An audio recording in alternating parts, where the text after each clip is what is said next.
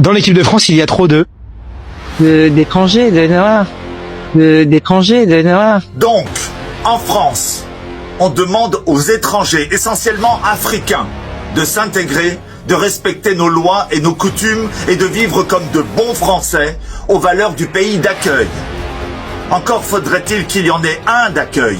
Vous êtes au courant qu'il a été 1000 fois prouvé que si vous avez la peau noire ou le prénom de Mohamed, il vous sera beaucoup plus difficile de trouver un travail pour gagner de l'argent, de trouver un logement, jusqu'au loisir, avec des videurs de boîtes de nuit et de restaurants maintenant, souvent eux-mêmes noirs, qui vous disent avec le sourire « Ah non, messieurs, dames, ça va pas être possible ce soir », du seul fait de la couleur de votre peau.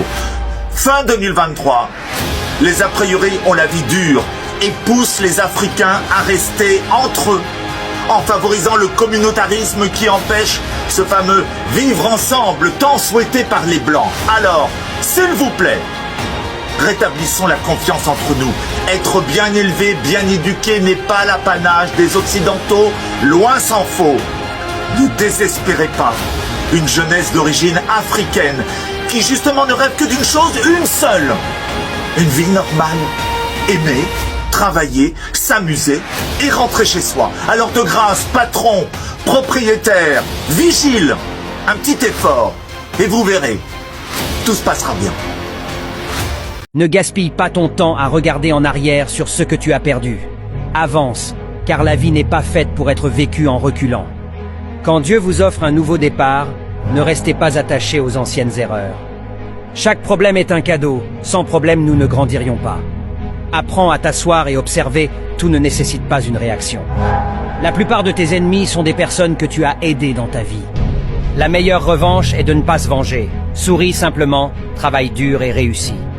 Le succès est comme tomber enceinte. Tout le monde te félicite, mais personne ne sait combien de fois tu as galéré. Jour après jour, ce que tu choisis, ce que tu penses et ce que tu fais façonnent la personne que tu deviens. Chaque chose qui s'est produite dans ta vie te prépare pour un moment qui est encore à venir.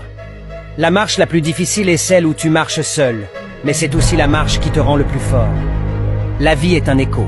Ce que tu envoies revient. Ce que tu sèmes, tu récoltes. Ce que tu donnes, tu reçois. Ce que tu vois chez les autres existe en toi.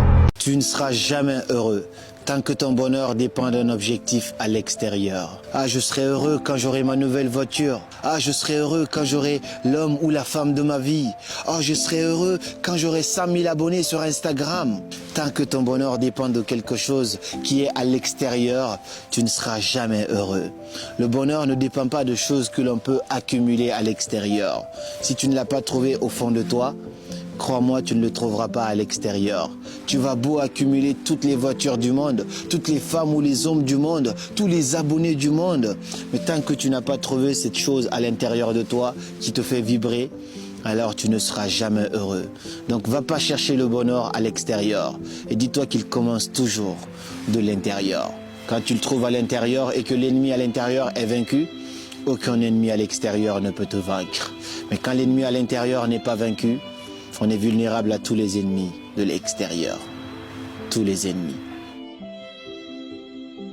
Crois que tu es bête et tu le deviens. Crois que tu es intelligent et tu le deviens. Toutes tes croyances que tu as envers toi-même ont beaucoup plus d'impact que tu ne le penses. Ton cerveau, c'est comme un ordinateur et tes croyances, ce sont comme des logiciels. Et malheureusement pour toi, par défaut, tes croyances, ce sont des virus qui te bloquent dans tes projets. C'est cette petite voix dans ta tête qui te dit « tu n'es pas capable ». C'est ce qu'on appelle une croyance limitante. Heureusement pour nous, il existe des antivirus qui permettent de détruire toutes tes croyances limitantes. Donc, la prochaine fois que tu te dis « je ne suis pas capable », à la place, demande-toi plutôt comment je pourrais le faire. Parce que retiens juste cette phrase.